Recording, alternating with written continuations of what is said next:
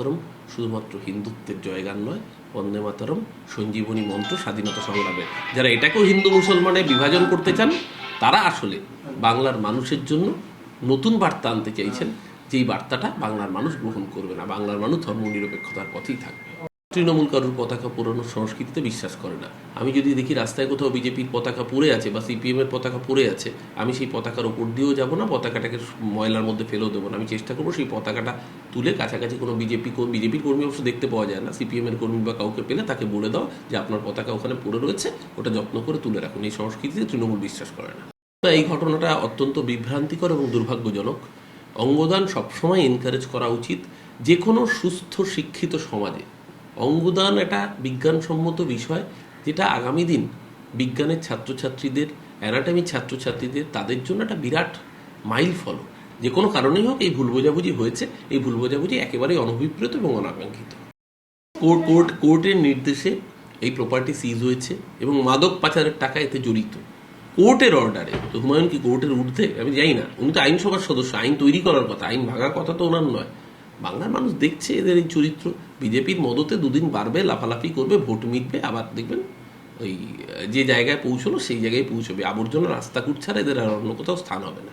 এই মসজিদের নির্মাণ যখন করবেন, সংখ্যালঘু মুসলমানরা মাথায় রাখবেন যে যারা বাবরি মসজিদটাকে ভেঙেছিল, এক ধাক্কা অর দো বাবরি মসজিদ তোর দো, 1992 সালের 6ই ডিসেম্বর, সেদিনকে যারা বাবরিকে টুকরো টুকরো করেছিল তাদেরকে দেশের সেবক প্রধানমন্ত্রী দেখতে চেয়ে 2019 সালের লোকসভা নির্বাচনে এই হুমায়ুন কবির মুর্শিদাবাদ কেন্দ্রে প্রার্থী হয়েছিল। তাই হুমায়ুনের মুখ কোনটা, মুখোশ কোনটা সংখ্যালঘুরা জানেন।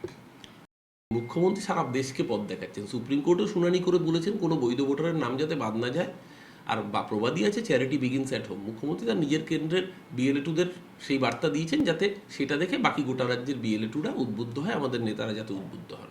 বিজেপিকে বরঞ্চ উত্তর দিতে হবে। গতবার যখন এই ভয়ঙ্কর কোভিডের মধ্যে 8 দফায় নির্বাচন করেছিল, তখন যুক্তি ছিল যে না, 8 দফায় করলে বাহিনীর পুনর্বিন্যাসে সুবিধা হয়, 8 দফায় করলে সুষ্ঠু নির্বাচন হয়।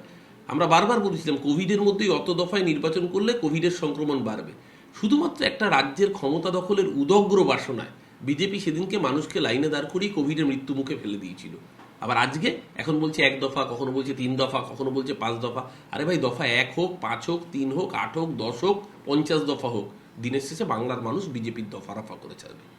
দুজনেই বাঙালি রশ্মিতা, আর দুজনকেই অপমান করেছে বিজেপি। রবীন্দ্রনাথের গান গাইলে এফআইআর করার হুমকি দিয়েছে বিজেপি। বঙ্কিমচন্দ্র চট্টোপাধ্যায়কে কখনো বঙ্কিম দাস বলেছে, কখনো বন্দে মাতরম উচ্চারণ করতে গিয়ে বন্দে ভারত বলেছে। দুজনকেই অপমান করেছে বিজেপি। ভোটের জন্য এইসব সস্তার সুরসুরি বাঙালি বরদাস্ত করবে না। আরবিএনএল এর সাথে মিটিংয়ে রাজ্য সরকার প্রপোজাল দিয়েছিল, তারা সেই প্রপোজালে রাজি হয়নি। স্বাভাবিকভাবে সুপ্রিম কোর্টকে রাজ্য তার লিখিত বক্তব্য জানিয়েছে। আমরা প্রথম দিন থেকে বলেছিলাম যে এই মেট্রো প্রকল্পে বরাদ্দ বছরের পর বছর বাজেটে বঞ্চনা করা হয়েছে। আজকে ভোট এসছে বলে ঠেলায় পড়েছে, বেড়াল গাছে উঠেছে।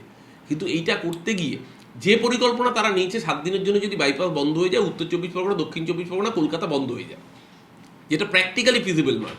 তাই সমস্ত দিক খতিয়ে দেখে একাধিক বৈঠকের পর পুরো রিপোর্ট সুপ্রিম কোর্টের কাছে রাজ্য পাঠিয়েছে। এবার সুপ্রিম কোর্ট বাকিটা বিবেচনা করবে।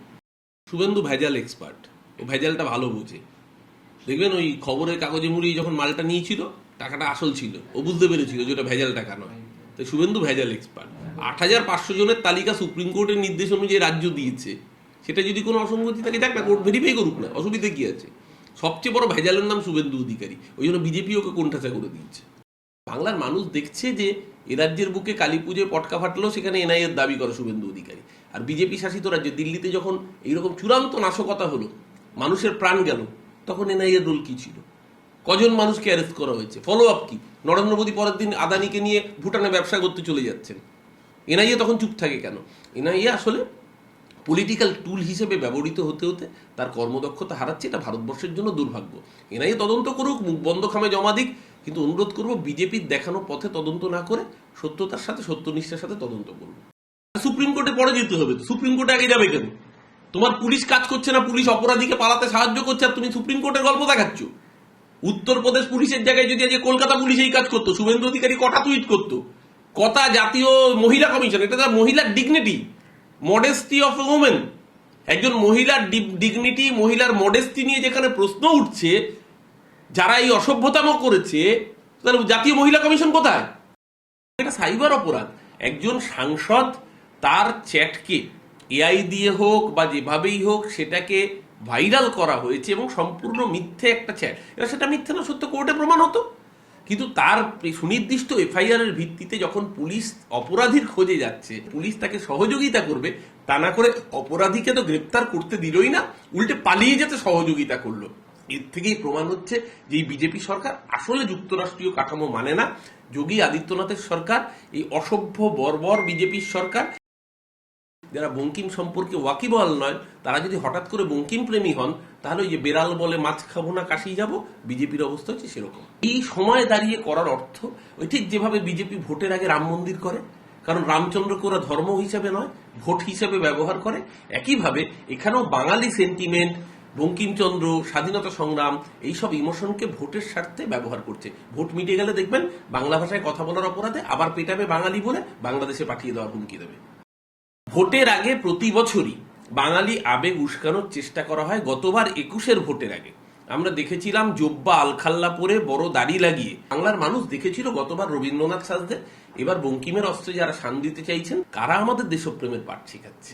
60 টাকা সাম্মানিক দিয়ে একটা সরকারি কাজে নিযুক্ত করা হয়, তার জন্য আমি ব্রিটিশ প্রভুর অনুগত থাকবো। সেই সাভারকারকে যারা ভারতরত্ন দেওয়ার প্রপোজাল আনছে, তারা যখন বন্দে মাতরম নিয়ে বড় বড় কথা বলে, তাদের মুখ কোনটা আর মুখোশ কোনটা আগে সেটাকে ডিফাইন করতে হবে।